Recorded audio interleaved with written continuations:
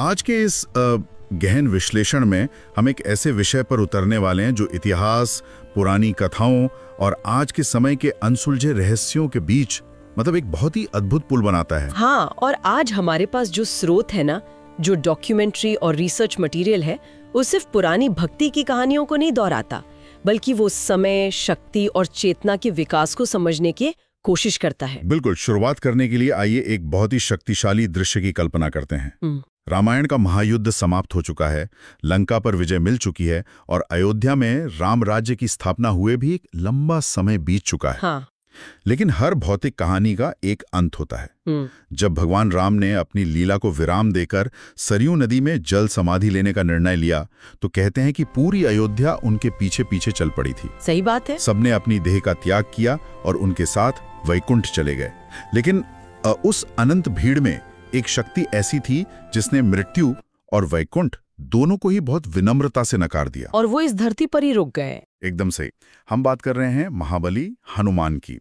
भारतीय संस्कृति में एक बहुत ही अनूठी अवधारणा है जिसे चिरंजीवी कहा जाता है। मतलब 7 ऐसे अमर प्राणी जो समय के अंत तक जीवित रहते हैं, और उनमें सबसे प्रमुख नाम हनुमान जी का आता है। ठीक है, इसे विस्तार से समझते हैं।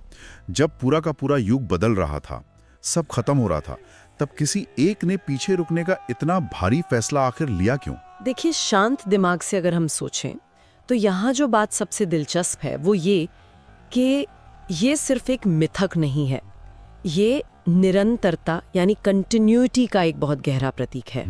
आमतौर पर हम देखते हैं कि ज्यादातर देवी देवता या अवतार अपना उद्देश्य पूरा करने के बाद इस भौतिक आयाम को छोड़ देते हैं।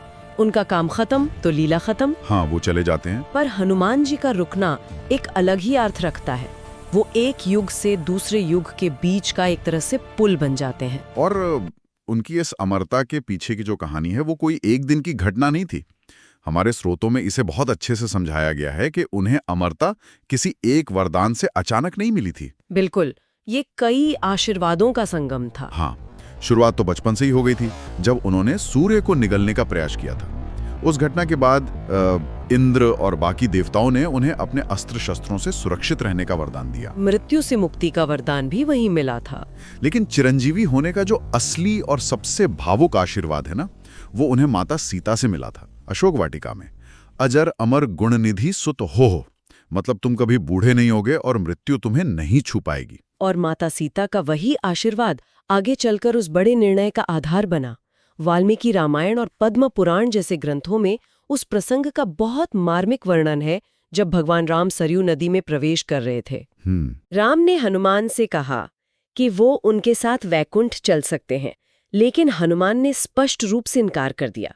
और ये कोई साधारण इनकार नहीं था। हाँ, क्योंकि भारतीय दर्शन में तो मुक्ति को ही सबसे बड़ा लक्ष्य माना गया ना। एकदम सही।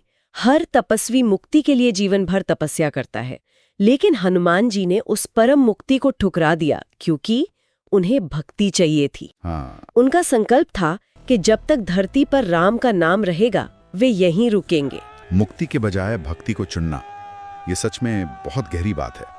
और राम ने उनके संकल्प को स्वीकार करके उन्हें ब्रह्मकल्प के अंत तक, मतलब जब तक ये ब्रह्मांड है तब तक धरती पर रहने का आदेश दिया, जो कि अरबों सालों का समय है। हाँ, और यहीं से एक नई टाइमलाइन शुरू हो जाती है। त्रेता युग समाप्त हो गया, लेकिन हनुमान जी वहीं रुके रहे। पर यहाँ एक तार्किक सवाल उठता है कि वो गए कहाँ? इतने लंबे समय के लिए वो रहे कहाँ? इस सवाल का जवाब श्रीमद् भागवतम में मिलता है। वहाँ एक जगह का जिक्र है जिसे किम पुरुष वर्ष कहा गया है। ये हिमालय के उत्तर में एक बहुत ही दुर्गम क्षेत्र है। गंधमादन पर्वत है ना? हाँ, गंधमादन पर्वत। लेकिन ध्यान रहे, ये वो पर्वत नहीं है जो संजीवनी बूटी के लिए उठाया गया था। ये कैलाश पर्वत के पास एक ऐसा स्थान है जो आम इंसान की पहुंच से बहुत दूर है। और जो सबसे दिलचस्प बदलाव इस दौरान आया वो था उनकी भूमिका का बदलना। मतलब रामायण में हमने उन्हें एक महाबली योद्धा देखा जो पहाड़ उठा सकता है, लेकिन त्रेता युग खत्म होने के बाद वो एक योद्धा से ज्ञान के संरक्षक बन गए। बिल्कुल। वो शांत मुद्रा में ध्यान मग्न होकर गंधर्वों के साथ बस राम कथा सुनते हैं, भौतिक दुनिया से एकदम दूर। इस बदलाव की मनोवैज्ञानिक अहमियत समझना बहुत जरूरी है। रामायण और महाभारत के बीच हजारों सालों का अंतर माना जाता है। एक इतना शक्तिशाली योद्धा जिसके भीतर असीम ऊर्जा हो, उसका इतने लंबे समय तक सिर्फ मौन रहना, ये अपने आप में नियंत्रण की बहुत बड़ी मिसाल है। लेकिन शांति हमेशा तो रहती नहीं। जब द्वापर युग का स्वार्थी समय शुरू हुआ, जहां महाभारत की नींव रखी जा रही थी, तब हनुमान जी को वापस उस पर्वत से नीचे आना पड़ा। और द्वापर युग में उनकी वापसी बहुत अलग अंदाज में होती है। हमारे स्रोत में महाभारत काल की 2 प्रमुख घटनाओं का जिक्र है, जहां वो सीधे युद्ध नहीं लड़ रहे हैं, बल्कि अहंकार तोड़ रहे हैं। उस युग के सबसे महान योद्धाओं का। हाँ, पहली घटना पांडवों के वनवास की है। भीम अपनी पत्नी के लिए सौगंधे का फूल लाने जा रहे थे। रास्ते में एक बहुत कमजोर सा बूढ़ा वानर लेटा हुआ था। भीम को अपनी ताकत पर बहुत घमंड था। उन्होंने रूखेपन से वानर को पूंछ हटाने को कहा, तो उस बूढ़े वानर ने कहा कि मुझ में ताकत नहीं है, तुम खुद पूंछ हटा लो। और यही नाटकीय मोड़ आता है। एकदम। भीम ने अपना पूरा जोर लगा दिया, पसीने से तरबतर हो गए, लेकिन वो पूंछ 1 इंच भी नहीं हिली। क्योंकि भीम और हनुमान दोनों ही वायुपुत्र माने जाते हैं, तो ये एक बड़े भाई द्वारा छोटे भाई का अहंकार तोड़ने का दृश्य था। भीम को समझ आ गया कि शारीरिक बल की सीमा होती है। और ऐसी ही एक घटना अर्जुन के साथ रामेश्वरम में हुई। अर्जुन को अपने धनुर्विद्या पर बहुत अहंकार था। उन्होंने कहा कि राम ने पत्थरों का पुल क्यों बनाया, मैं होता तो तीरों का पुल बना देता। हाँ, और तब हनुमान जी ने साधारण वानर रूप में उन्हें चुनौती दी। अर्जुन ने तीरों का शानदार पुल बनाया, लेकिन जैसे ही हनुमान जी ने अपना असली रूप धरकर उस पर सिर्फ एक पैर रखा, वो पूरा का पूरा पुल ताश के पत्तों की तरह ढह गया। अगर हम इसे व्यापक संदर्भ से जोड़ें तो ये घटनाएं अचानक नहीं हुई। हनुमान जी बस यूं ही जंगल में नहीं घूम रहे थे। तो क्या वो कुरुक्षेत्र की तैयारी करवा रहे थे? बिल्कुल, वो पांडवों को आने वाले महायुद्ध के लिए मानसिक और आध्यात्मिक रूप से तैयार कर रहे थे। एक योद्धा का सबसे बड़ा दुश्मन सामने खड़ी सेना नहीं, उसका अपना अहंकार होता है। सही बात है। भीम और अर्जुन को सिखाना जरूरी था कि जब तक आप अहंकार से मुक्त नहीं होंगे, धर्म का युद्ध नहीं जीत सकते। ये घटनाओं को देखने का बहुत शानदार नजरिया है, लेकिन यहाँ एक बहुत स्वाभाविक सवाल उठता है। अगर हनुमान जी इतने शक्तिशाली थे, पांडवों की मदद कर रहे थे, तो कुरुक्षेत्र के भयानक युद्ध में उन्होंने खुद हथियार क्यों नहीं उठाया? हाँ, ये बहुत लोग सोचते हैं। वो चाहते तो अकेले ही कौरवों की सेना खत्म कर देते। ये महाभारत के सबसे रहस्यमयी पहलुओं में से एक है। हनुमान जी कुरुक्षेत्र में मौजूद जरूर थे, लेकिन अर्जुन के रथ की ध्वजा यानी झंडे पर, कपिध्वज, बिल्कुल, उनका वहां होना सिर्फ सजावट नहीं था, इसका एक बहुत बड़ा रणनीतिक और सुरक्षात्मक प्रभाव था। हाँ, क्योंकि कौरवों के पास कर्ण, भीष्म और द्रोण जैसे योद्धा थे जिनके पास विनाशकारी दिव्यास्त्र थे। और हनुमान जी का मुख्य काम उस रथ को स्थिर रखना और उन दिव्यास्त्रों से बचाना था। वो एक अदृश्य ढाल बनकर बैठे हुए थे। हमारे स्रोत में इस बचाव का सबसे प्रभावशाली प्रमाण युद्ध के आखिरी दिन की घटना है। जब 18 दिन का युद्ध खत्म हो गया, तब कृष्ण ने अर्जुन से कहा कि पहले तुम रथ से उतरो। अर्जुन उतरे, फिर कृष्ण उतरे, और जैसे ही कृष्ण ने हनुमान जी को धन्यवाद देकर ध्वजा से मुक्त होने का संकेत दिया, हनुमान जी अंतर्ध्यान हो गए और उनके हटते ही वो पूरा रथ एक भयंकर धमाके के साथ जलकर राख हो गया। अर्जुन तो सन्ना रह गए थे। हाँ, जो रथ पूरे युद्ध में सुरक्षित था, वो अचानक कैसे जल गया?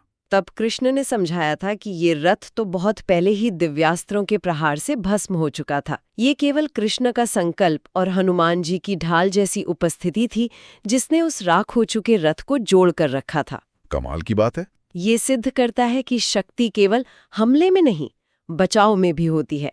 बिना एक भी हथियार उठाए हनुमान जी ने पांडवों की जीत की नींव रख दी थी। द्वापर युग समाप्त हुआ और फिर कलयुग की शुरुआत हुई।